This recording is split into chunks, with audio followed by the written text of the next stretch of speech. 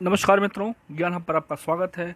आज हम राजा राम मोहन राय के बारे में बात करेंगे, जिसमें हम प्री कम मेंस की बात करेंगे, कुछ तथ्यों की बात करेंगे, कुछ थोड़ा सा अध्ययन सामग्री देखेंगे इनके ऊपर क्या है, और फिर बाद में हम देखेंगे इन्हें आधुनिक भारत का निर्माता या अग्रदूत क्यों कहा जाता है। तो शुरू करते हैं। राजा राम मोहन राय। राजा राम मोहन राय भारतीय पुनर्जागरण के पिता, बहुमुखी प्रतिभा के व्यक्ति थे।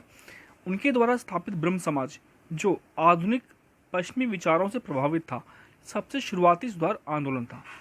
एक सुधारवादी विचारक के रूप में राय आधुनिक दृष्टिकोण और मानवीय गरिमा तथा सामाजिक समानता के सिद्धांतों में विश्वास करते थे। हम पहले देखते हैं, जो थोड़े से फैक्ट देख लेते हैं इनके बारे में। भारतीय पुनर्जागरण का अग्रदूत राजा राम मोहन राय।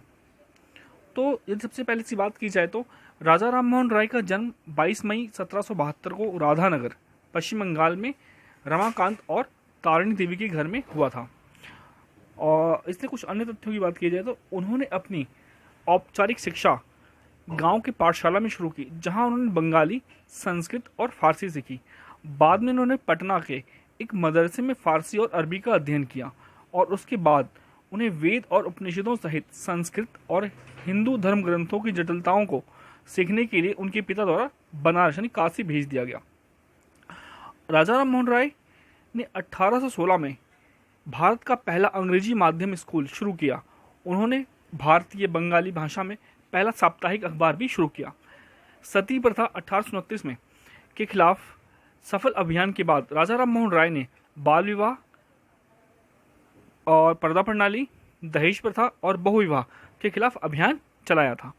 1822 में राम मोहन राय ने फारसी में मिरातुल अखबार पत्रिका प्रकाशित की। कई बार पूछ लिया जाता है कि मिरातुल अखबार की जो भाषा है वो क्या थी, या ये भी पूछ लिया जाता है कि किस वर्ष ये आरंभ की गई थी। इस प्रकार 1831 में मुगल सम्राट अकबर द्वितीय ने राम मोहन राय को राजा की उपाधि दी। राम मोहन राय ने संवाद कौमुदी अखबार की स्थापना भी की थी। 1830 में मुगल सम्राट ने राय को अपना प्रतिनिधि नियुक्त किया और ब्रिटिश सरकार को भत्ता बढ़ाने के लिए अनुरोध के उद्देश्य से इंग्लैंड भेजा। उन्होंने लंदन के बगल में मैनचेस्टर, लिवरपूल जैसे इंग्लैंड के विभिन्न स्थानों का दौरा किया। राय लंदन में बीमार पड़ गए और मेनिंजाइटिस के कारण उनकी 27 सितंबर 1837 को इंग्लैंड में मृत्यु हो गई। तो ये प्रश्न पूछा भी गया है कि राजा राम मोहन राय का देहांत कहाँ पे हुआ था, तो आप समझते हैं ब्रिस्टल में हुआ था एक्चुअली इनका, इंग्लैंड में। तो हम कुछ अध्ययन सामग्री के ऊपर अगर देखें तो इनके बारे में, प्राचीन काल से ही जब भी भारतीय समाज एवं धर्म में अवरुद्धता आई, तब समय समय पर अनेक क्रांतिकारी युग पुरुषों का जन्म हुआ। इन युग प्रवर्तक महापुरुषों ने सामाजिक, धार्मिक क्षेत्र में अपनी क्रांतिकारी विचारों से भारतीय समाज और धर्म की गतिशीलता को हमेशा बनाए रखा। इन्हीं महापुरुषों में से एक राजा राम मोहन राय थे, जिन्हें भारतीय पुनर्जागरण का अग्रदूत और आधुनिक भारत का जनक कहा जाता है।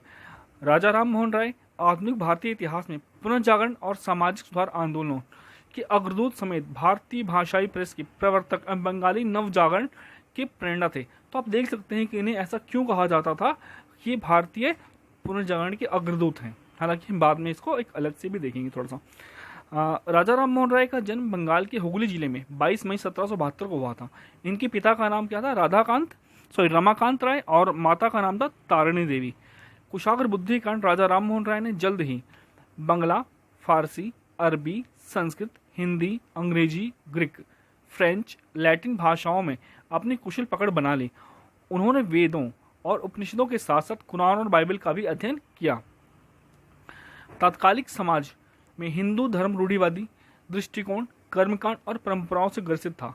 राजा राम मोहन राय ने एकेश्वरवाद का नारा देते फारसी में एकेश्वरवाद को समर्पित क्या किया? तोहफत उल मुवाहिद्दीन नामक, जो इसका मतलब क्या होता है कि एकेश्वरवाद की तरफ एक से एक उपहार पुस्तक की रचना की। एक पुस्तक थी जिसमें ये कहा गया था कि भाई एकेश्वरवाद के बारे में चर्चा की गई थी। उदारवादी दृष्टिकोण के कारण उन्होंने सन 1814 में आत्मीय सभा बनाई, जिसका उद्देश्य एक था कि ईश्वर एक है, इसका प्रचार करना। इन्होंने इसके माध्यम से क्या किया था कि एकेश्वरवाद का प्रचार किया था। किसके माध्यम से? आत्मीय सभा। ये पूछ भी रहा जाता है कि आत्मीय सभा की स्थापना कब की? तो 1814 में की गई थी। इंपॉर्टेंट है।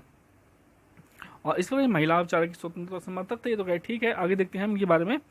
राजा राम मोहन राय ने तात्कालिक सामाजिक और धार्मिक बुराइयों को दूर करने के लिए 1828 में ब्रह्म समाज की स्थापना की। ब्रह्म समाज ने उपनिषदों और वेदों पर आधारित एकेश्वरवाद का समर्थन करते हुए मूर्ति पूजा और कर्मकांड का खंडन किया। ब्रह्म समाज के द्वारा ही हिंदू धर्म को आधुनिक एवं सरल बनाने का प्रयास किया गया।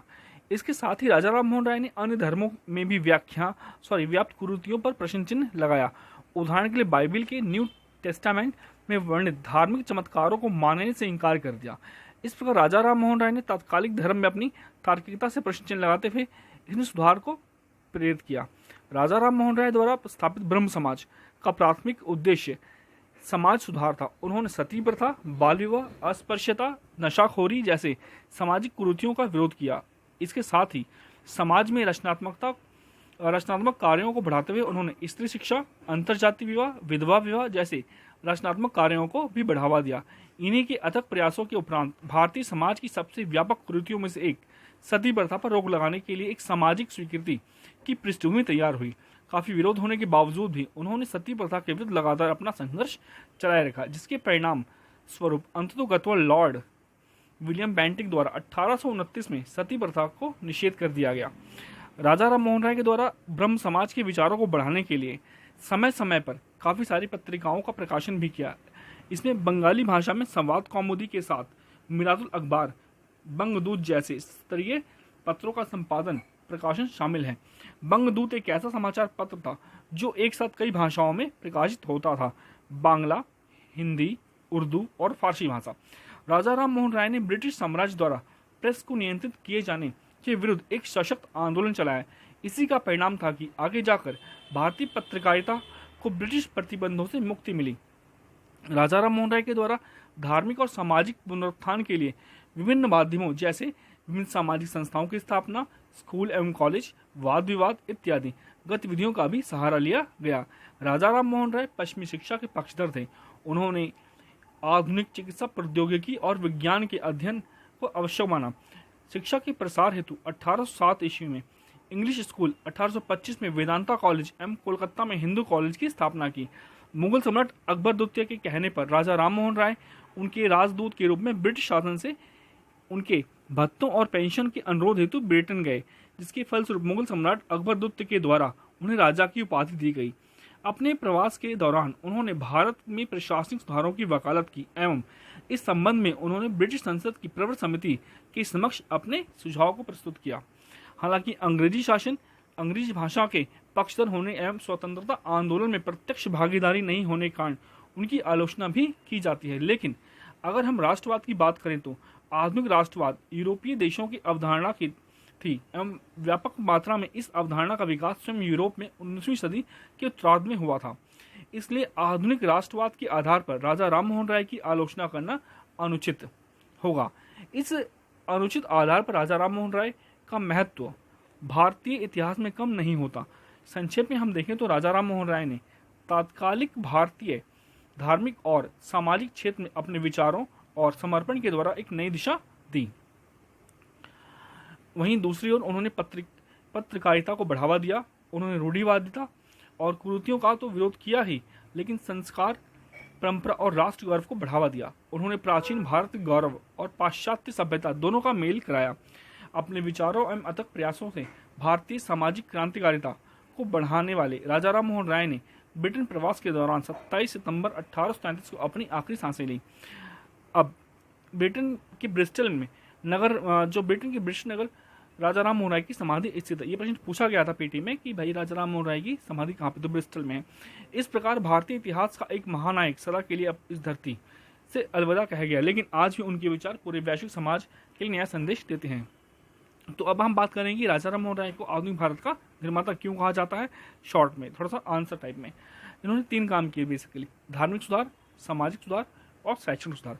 वैसे भी किसी भी सुधार के लिए 3 ही बेस होते हैं। भारत जैसे समाज में सामाजिक सुधार तब तक संभव नहीं थे जब तक कि धार्मिक सुधार ना हो जाए, क्योंकि प्रत्येक सामाजिक क्रियाकलापों का आधार कहीं ना कहीं धर्म से जुड़ा हुआ था। तो धार्मिक सुधार के संदर्भ में देखा जाए तो सबसे पहले उन्होंने क्या किया, एकल ईश्वर की अवधारणा के पक्ष में तर्क दिया। उन्होंने अपने इस तर्क के लिए प्राचीन हिंदू ग्रंथों के एकेश्वरवाद का समर्थन किया। उसको साबित करने के लिए वेदों और 5 उपनिषदों का बंगाली में अनुवाद भी किया। वर्ष 1814 में उन्होंने मूर्ति पूजा, जातिगत रूढ़िवादिता, निरर्थक अनुष्ठानों और अन्य सामाजिक बुराइयों के खिलाफ अभियान चलाने के लिए कलकत्ता में आत्मीय सभा की स्थापना की। समाज सुधार में देखें तो राय ने अगस्त 1828 में ब्रह्म समाज की स्थापना की, जिसने हिंदू समाज में मौजूद कुप्रथाओं के विरुद्ध संघर्ष किया। सती प्रथा के अमानवीय व्यवहार के खिलाफ एक धार्मिक योद्धा थे वो। राय ने बहुविवाह, बाल विवाह और विधवाओं की अपमानजनक स्थिति पर प्रहार किया और महिलाओं के लिए उत्तराधिकार और संपत्ति के अधिकार की मांग की। उन्होंने जाति व्यवस्था, छुआछूत, अंधविश्वास और मादक द्रव्यों के इस्तेमाल के खिलाफ भी अभियान चलाया। शैक्षणिक सुधारों की बात की जाए तो वर्ष 1817 में हिंदू कॉलेज की स्थापना के लिए डेविड हेयर के प्रयासों का समर्थन किया।